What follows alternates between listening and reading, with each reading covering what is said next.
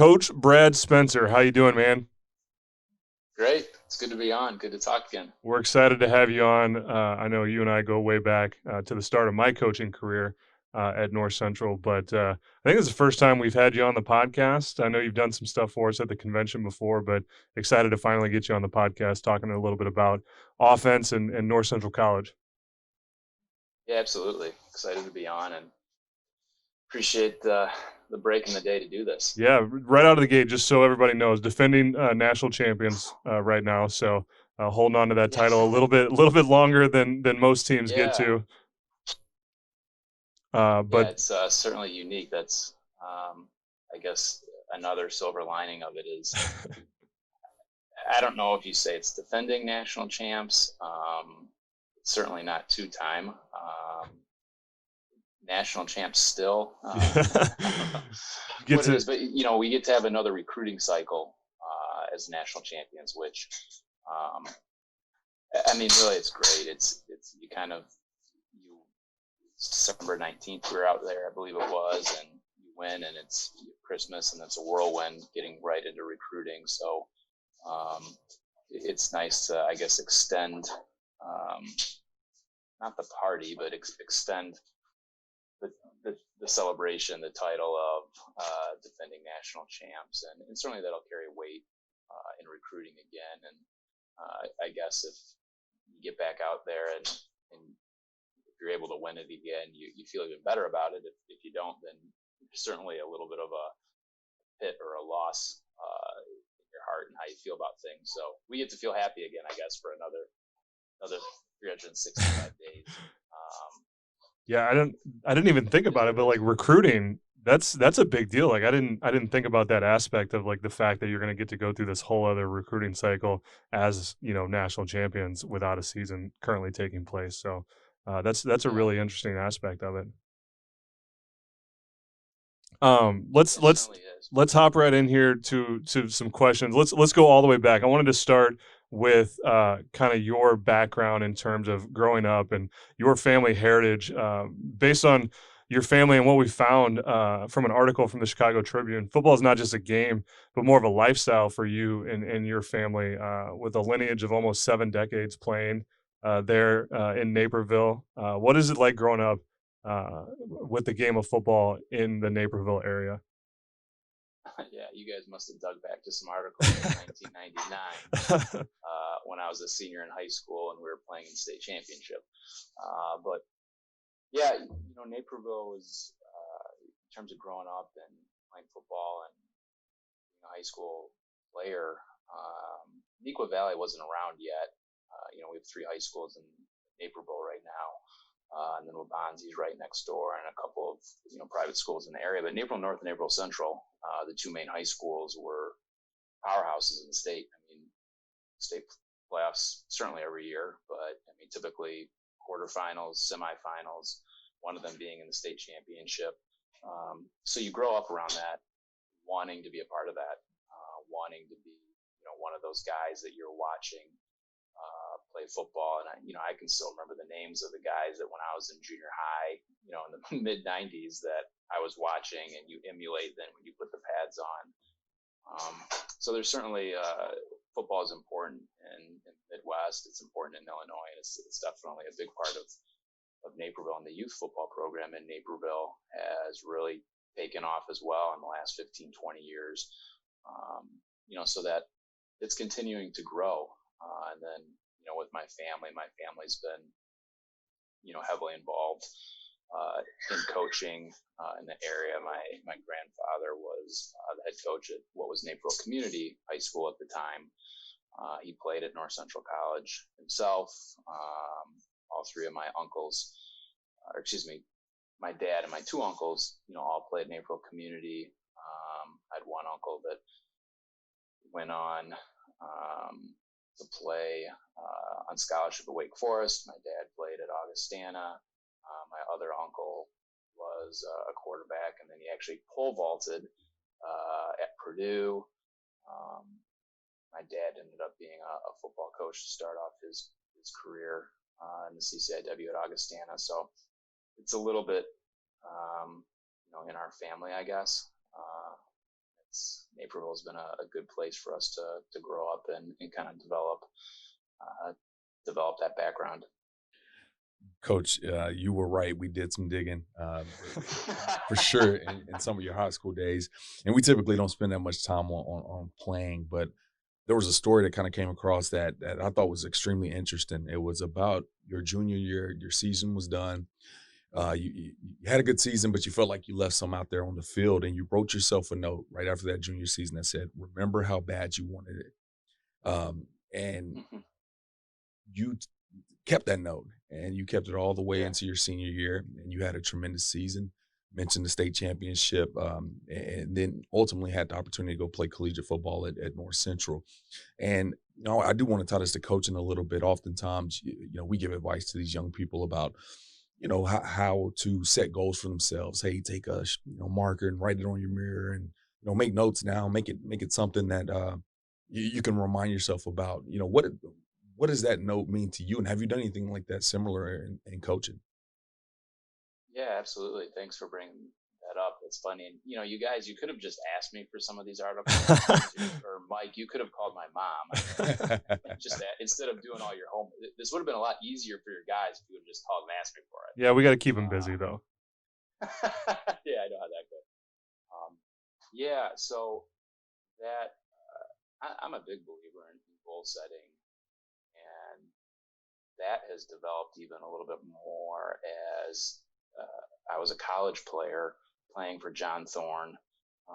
He really is the coach that kind of tuned me into you need to set goals, and then you need to have little goals that are going to get you to places, to whatever the bigger ones might be. I still had, we still have all these articles, and I still have that little note that says, remember how bad you wanted. In fact, I came across it about a year ago. Um, so that thing's like 20 years old. But, parents keep everything, and so they're like, you guys need to get this stuff out of the house. So we're going through it, and I found it, and it was a really good reminder, I think, and it certainly applies to coaching now. But I still have my goal sheets packed away, from when I was in college, that were very specific in terms of stats or speeds or heights or weights or things like that. But that specific note was actually kind of just a reminder to me going into my senior year of you know how I maybe felt after my junior year, where I just felt like there was some work to do. Truth be told, the genesis of it, I didn't play a lot as a junior. I was tiny, wasn't fast enough, all those things, and so there was work to be done, and it was just kind of something I wanted to look at literally every single day until the next season, as motivation, for workouts. You guys know, you tell your kids, every day you're not going to wake up wanting to go do that 2 hour workout, that 1 hour run, do the reps you need to do. You're just not going to have it every day. Just like, quite frankly, as a football team's not going to show up every Saturday at their peak levels. You're just not. You're going to coach as coaches like heck to try and show up every Saturday at your best, but you're just not going to. And one of my messages last year to our offense actually was we need to manage our miss, meaning when we have a bad day and whatever's going wrong that day, maybe somebody got hurt, it's snowing, the wind is blowing, whatever it is, we need to manage our miss. And we need to be able to, when we're not at our best, our not best still needs to be better than the rest. So for me, it's that note was just a kind of a reminder of all the things that were on the table that I wanted to accomplish, and more so just a reminder of kind of that feeling that you had walking off the field after a loss or after a season, where it's just kind of saying to yourself, I want more. Quite frankly, after our loss to Bethel in the second round in 2018, I had the same exact feeling as a coach, which I'll be honest was 100 times worse as a player. Yeah. So the goal setting, it's got to set the small goals that are going to allow you to accomplish the big ones. And so as a coach, we try and encourage our guys to do the same thing. Write it down. Coach John Thorne is big about that. Write it down, put it in your locker, have it on your mirror. You need to see those goals every single day. So that's kind of what that was for me as a 16 or a 17-year-old. Let's shift into your coaching career. I know we've touched on it a little bit here, but we mentioned you did play wide out there at North Central for all 4 years for Coach John Thorne, who legendary high school coach there in the Chicago suburbs, who took over a struggling North Central program and kind of turned it around. You were at the beginning of that takeover, and then you had the opportunity to coach for him right as you got done. How did that opportunity come about, and then how did you kind of transition from being a player into a full-time coach right there out of the gate? Yeah, I joke that, so my last 2 years there, my junior and senior year, Coach Thorne was our head coach. The change happened in December of my sophomore year. And for me, the timing couldn't have been better. He was one of the most successful, popular, well-known high school coaches in the state, in the area, in the Midwest. Social media and reach wasn't the same then. If it was what it is now, he might have gone other places because more people would have known of him. But I was actually on the interview. There was 3 or 4 of us as players that were on the interview team. So we got to sit up in the stadium late one night, interview him, and walk out with him. And he left. And I remember talking with our athletic director the next morning, and we were on Christmas break, and telling Walter Johnson at the time, this is the guy for the job, in my opinion. And we had interviewed a couple other guys. One of them was a coordinator, I believe, at Missouri. And so Coach Thorne was certainly up against some really good candidates, and it was just clear he was the man for the job. His philosophy, his personality, his strategy, how he wanted to go about changing a 3-7 program to a 7-3 program within a year. So I joke with people that my junior and senior year, I think I was just around the offices and in his office watching so much film and bothering him that he figured I might as well start paying this kid, keep him around, because he's going to be around anyways. Right place, right time. Our staff was expanding from 2 full-time to 4 full-time coaches, and he must have felt that there was something I could bring to the table. I know that my group of seniors and my fellow captains were kind of the first group to, in his first 2 years, to really accept his philosophy of faith, family, and academics, and really be on board and encourage the rest of the team to be on board with that, and also set the right examples and maybe demand's the right word, but expect that out of our teammates. And so that was kind of the transition. You go right into it and you're a full-time coach. There's certainly 1,000 mistakes that I'm guessing I made. So I give Coach Thorne a lot of credit for sticking with me. Having to coach guys that you played with, that's probably the biggest challenge. And, like GAs nowadays, they face those struggles as well. But, fortunately, the men that were on the team at the time, I feel like we had great mutual respect for each other. And, about the only thing that probably had to tangibly change was, you couldn't be living in the dorms or around the players anymore outside of practices, which, that was okay. But other than that, I thought it was a good transition. And I think it just goes back to the guys that I was coaching. I think we had great respect for each other, and they respected what I had done there, and I certainly respected what they were trying to do and where we were trying to go. We're all on the same page, trying to build a program, and get to where we got to, last December. Now the challenge is trying to stay there. Mount Union's defensive coordinator, Coach Cavus, had texted me after we won and said, "Congrats, welcome to the club. Now good luck staying there. Winning the second one's harder than winning the first." That's right. And I believe him. I believe him. But I would rather be trying to do that than trying to win the first. So we're excited about the challenge. But that's kind of how it, I ended up staying, at North Central. And I wanted to be a part of it. I think my first 2 years with Coach Thorne, which were my last 2 in college, I think I realized that something was changing.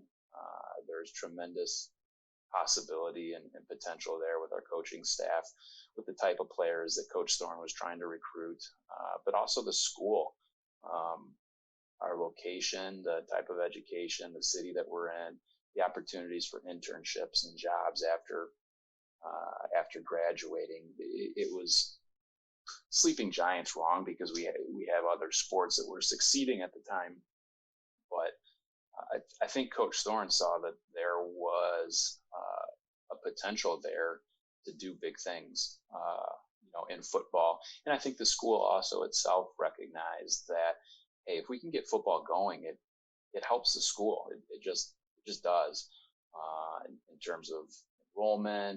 It's kind of the first major sport to start the year. It can kind of set the tone for the school year. All those types of things. So we've been fortunate to have administration and support like we do. Otherwise, what we're able to do would never be able to happen. You mentioned how much time you spent watching film your junior and senior year, and your coach kind of noticing that. Yeah. And a lot of guys that get into coaching that are former players, their last couple of years end up being like that. I know my last few years at college, man, I was just a video of a film rat, and I'm sure Mike was as well. Right. Now, when you made that transition into that full-time role, what were some of the things that maybe you weren't prepared for? Not necessarily mistakes, but just things you were like, oh, you know what? I I didn't know. Trying to watch the game from the sideline was so difficult. Some of these different things that we encounter as coaches that maybe can help a young coach that's coming up prepare for his career. Yeah, that's a great question. For me, the biggest challenge was, quite frankly, just taking on a workload, and not a normal one either. It's not like you're going into a 40-hour-a-week, 8 to 5 job. You're going into an 80, 90, 100-hour weeks from August until December. Right. So for me, it was just, that transition, which you adjust to, and you kind of learn when your times are throughout the rest of the year. And now, quite frankly, I enjoy the schedule, because when your breaks are, you know when they aren't, and there's some simplicity to the fall that you're in football mode, and it's only football, outside of family and faith life. So for me, that was a challenge. I think, one thing I try and maybe help GAs or our players wanting to get into coaching, is, help them keep their eyes open to all kinds of possibilities. It doesn't have, while North Central maybe worked out for me, and going from player to coach and my alma mater, it what 1% that happens to, usually you're going all over the place. Right. So I think helping our players understand, hey, there's great opportunities all over the place. There's great coaches and great staffs all over the place. Network, get to know people, go work camps, go to recruiting fairs, get to know the high school coaches, kind of all those things that maybe seem real basic and obvious, but when you're getting into it, nobody really tells you that. Right. Nobody tells you that you should be, trying to meet as many people as you can. And, hey, that coordinator that you work that camp with when you're 23 might need a GA in 3 years, and he hires you, and then all of a sudden his position coach takes you he's going to be a coordinator. Now you're a full-time coach somewhere. That's kind of how this profession works. But I think patience as well. One of our our tight ends that played for us the last 4 years, he's one of our new GAs this year. And after like 1 or 2 practices, one of the kids he was coaching, I think, made the same mistake like 2 or 3 times. And it's something that I know that coach went over with that kid in a meeting. And our GA kind of turns to me exasperated and goes, "Is this coaching?" And I just smiled and laughed. And I'm the only one that heard it. It was in private. I go, "Yep, this is coaching, bud. You're going to say the same thing a lot of times to certain kids." And that's just kind of part of it. So I think just encouraging, our young coaches, and also putting them in a position where they can have fun with it. I wasn't technically a GA, but I took on a lot of those responsibilities with film and exchanges. And back in those days, we actually had to drive film and like VHS tape and DVDs places. We didn't just hit buttons on Huddle. I don't know if I wear that like it's a badge of honor, but it really is not. It stunk. But I think putting those guys in positions to where they can have some responsibility, but also just really enjoy what they're doing. Not get, at North Central, our GAs get to coach. Like they have their own position, or they're helping a full-time coach with a position. And a lot of times our GAs have a full position. Mike, you know that, and you're running the room. Yeah. Which I think is an unbelievable experience for a 23-year-old. Yeah. To be a first-time coach, you're running a room at right now defending national champion or a top 10, top 5, top 20 team in the country.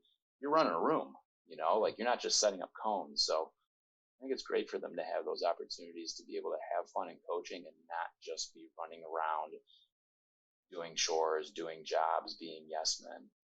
And I think our head coaches have done a great job of allowing our young coaches and our GAs to have responsibilities. And it probably goes all the way back to John Thorne. I mean, Coach, he gave me all kinds of responsibility as a 23-year-old. Yeah. That's how he was. He gave his coaches responsibilities, and it was your job to get it done. So you learn to take pride in that. You want whatever that responsibility might be to be right and to do it right. I think is a good thing. Well, I think too, like the recruiting aspect of it is just an incredible experience as well. And I know I experienced it there at North Central, where you're literally out on the road recruiting, and a lot of guys, who take those GA jobs or quality control jobs, they don't get that experience. And so you may be in coaching 5, 6, 7 years before you ever like step foot in a high school and talk to a kid. And I got to do that within my first year. And I think that experience is unheard of. No, I think thanks for bringing that up. I mean, that's absolutely right. I mean, that's a great opportunity for our guys. And that's another one of those where, there's an immediate kind of return on investment there for North Central, but there's also another return on investment for those coaches, because you're getting to network, you're getting to meet other college coaches on the road, you're meeting high school coaches. But I think having that responsibility is a big part of the success that our GAs have been able to have going on to coach other places. Because quite frankly, in college coaching, if you can't recruit, you're not going to keep a job very long. That's just kind of how it is. There's a lot of coaches out there who can recruit, who have had jobs for a long time because of it. Absolutely. That's a great point. You talked about your roles there early on. Like, you were a full-time coach, but you did take on a lot of roles in terms of, film and stuff like that. And even when I was there, you had so mmany different hats that you wore throughout the day. And you still, like, looking at your titles, just in your titles, I want to read these off. You're the assistant head coach, you're the offensive coordinator, you're the wide receivers coach, and you're the recruiting coordinator. And throughout your time there, you've been the video coordinator, the equipment, probably had something to do with equipment at some point. So how, going back to kind of when you first started, how do you go about juggling all these responsibilities, throughout the day, and really for you, like as a coach, like setting aside time management to be, the offensive coordinator, to be the recruiting coordinator, to be a position coach. Yeah, certainly. I mean, as you go through your career, and if you're at one place like I have been, your responsibilities are going to continue to change a little bit. It might not always be every year, but so as new things push in, old things have to push out. But you said it. I mean, time management is a huge deal, and that's something that I was fortunate enough to learn and be able to do, I guess, from a younger age. You learn it as a student athlete, and everybody's going to have maybe different abilities at it. When you're at a small college or a Division III school, you're going to wear a lot of hats. That's just kind of the fact of it. And as you maybe move through different divisions, maybe you get less and less. So you kind of have to do it. And I think it's number one, give yourself enough time in the day. You don't sleep in a lot, and you don't go to bed early a lot. But beyond that, it's just managing your time. Sorry, there's a mower going by. Managing your time well, setting aside time in the day to do the things you need to do. As a coordinator, you're not installing your entire offense on Tuesday. You're not, you're doing goal line one day, third down the next day, long yardage, end of half, end of game. You don't have to put it all in on the same day. So you just kind of have to plot out what days you're doing what, and then that's what you focus on. Focus on what you need to do right then. You remember, Tom Sulo, one of our running back coaches, you coached with him, Mike, at North Central. You saw it say WIN stands for what's important now. And so I think there's a lot of truth to that. You need to handle, what's next. While you're also obviously looking forward. You don't want to. Saturday is coming. You can't just worry about Tuesday. But I think just I was fortunate as a younger coach to be doing the film. You're coaching the receivers. I was doing travel. I was planning our international trips. I was handling some equipment stuff. So you're doing all those different things as a young coach. You learn how to manage your time, and you also learn how the system works. Yeah. So then as you become coordinators of whatever, like recruiting or an offense or a defense, how all those other things work. So how your staff needs to go about doing those things. But you also, the process for putting together a game plan and getting your players ready to play on Saturday. But yeah, if you can't manage your time, you're probably not going to make it very long as a coach at any level.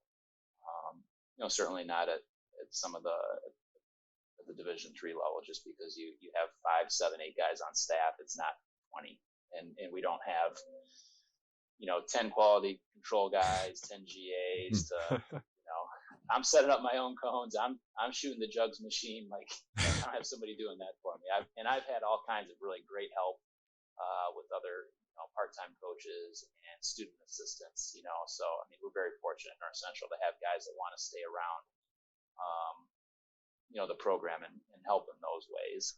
It's not like it's just I'm the only guy out there. Coach, in 2015, you were promoted to offensive coordinator when the current OC, or the OC at the time, was promoted to head coach, Coach Jeff Thorne.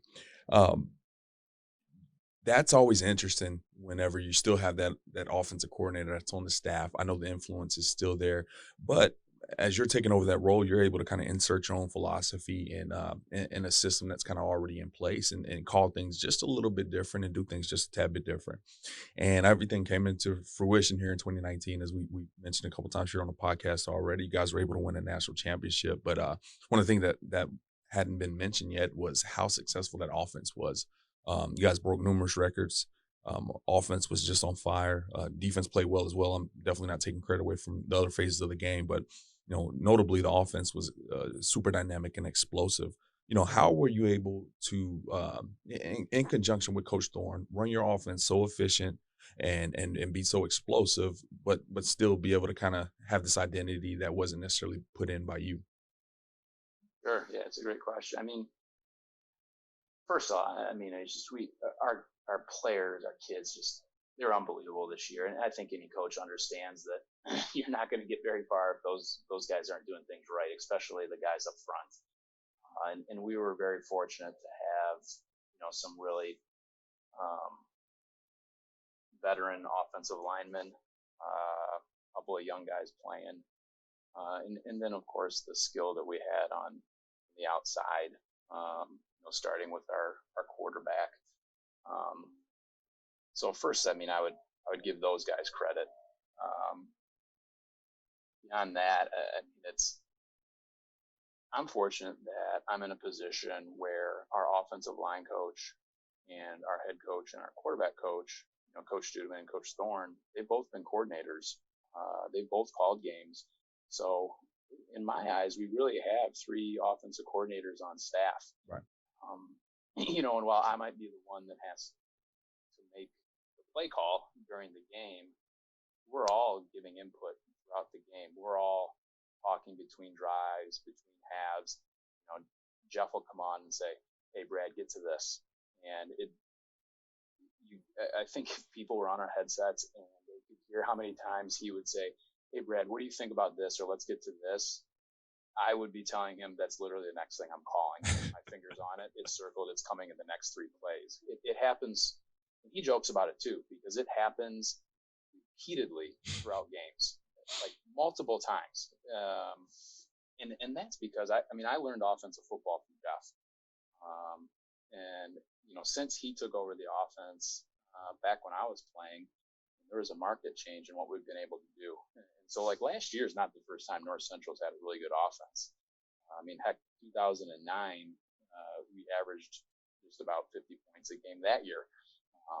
So we've had great offenses throughout the year, and I've been fortunate to learn offensive football from him. And so our offense, the nuts and bolts or the skeleton of it is his offense.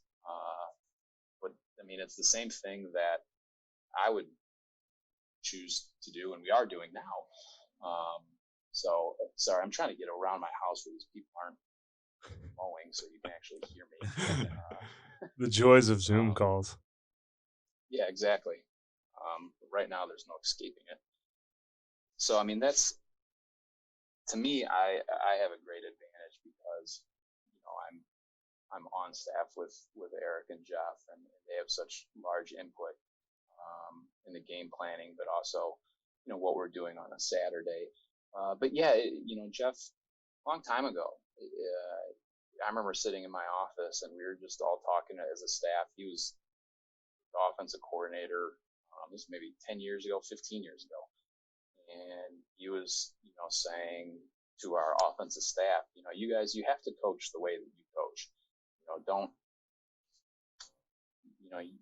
You don't need to coach a certain way because I coach a certain way. Yeah. You need to coach the way that you coach. And I think that has continued, and he's been really great about that for a long time, and he continues to be. And so he lets me,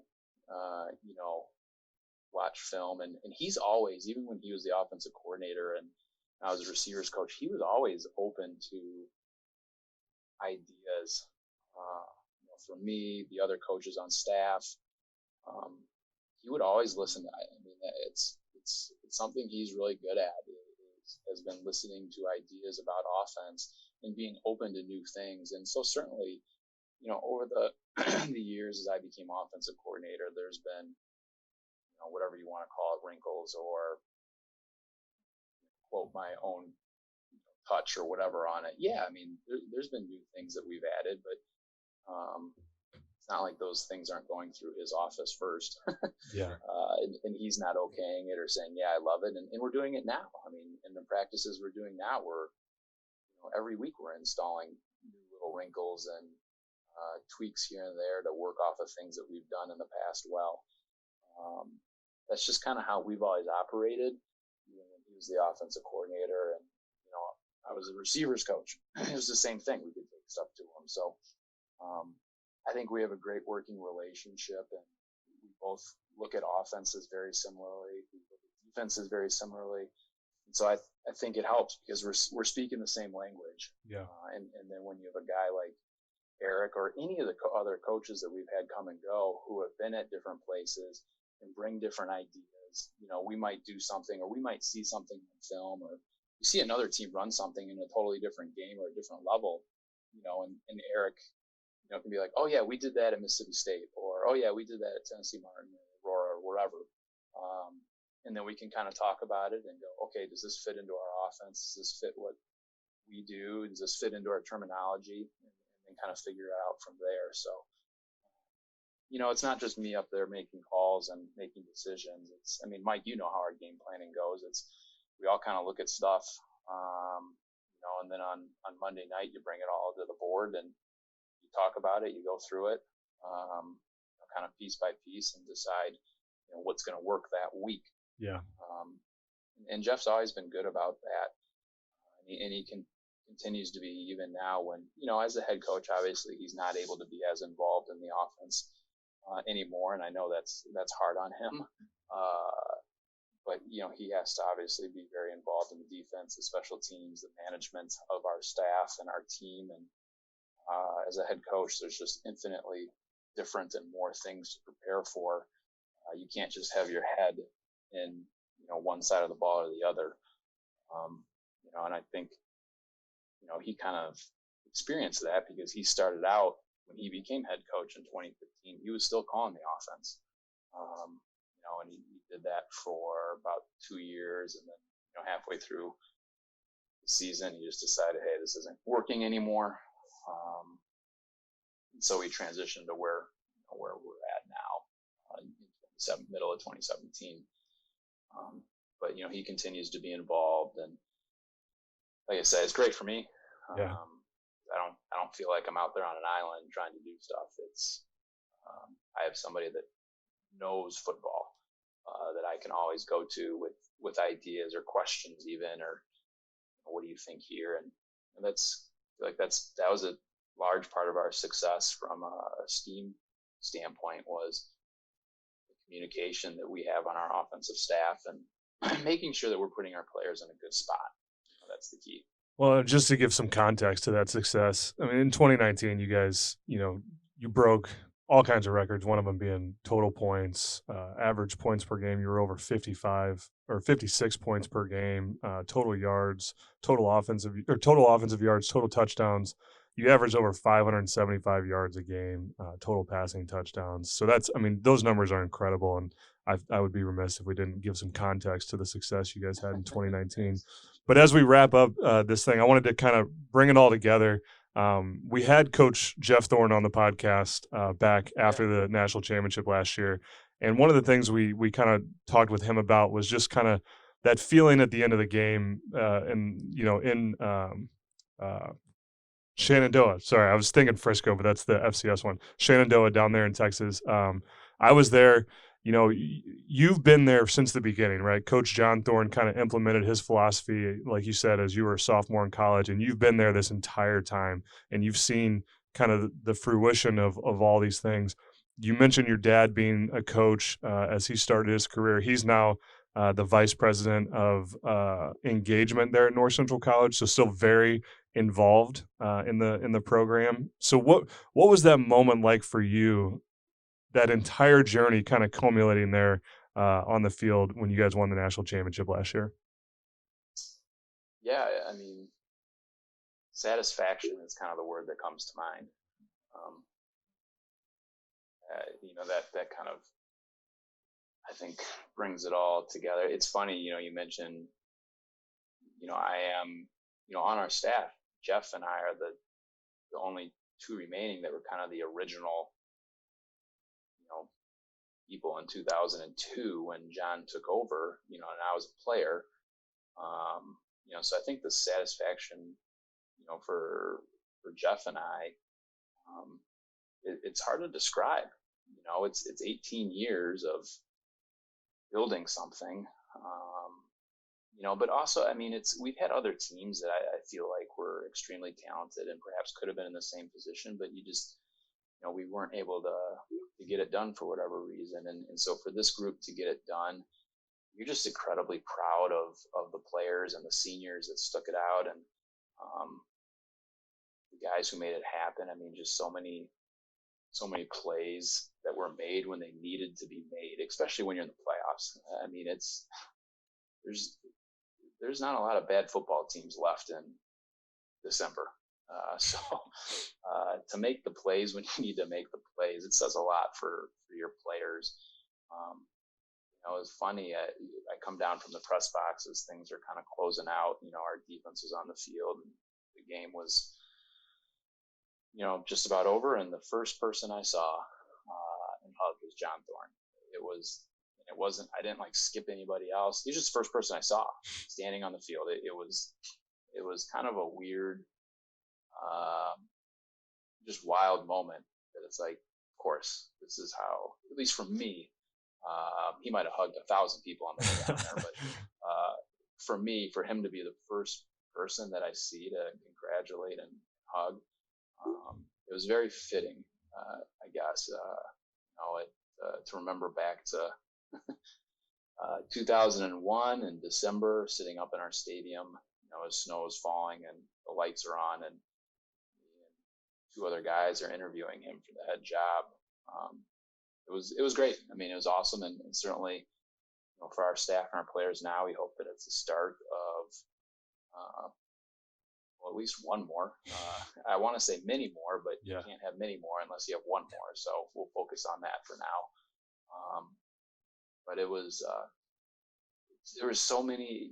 The other thing was we had so many alums fly down to that game.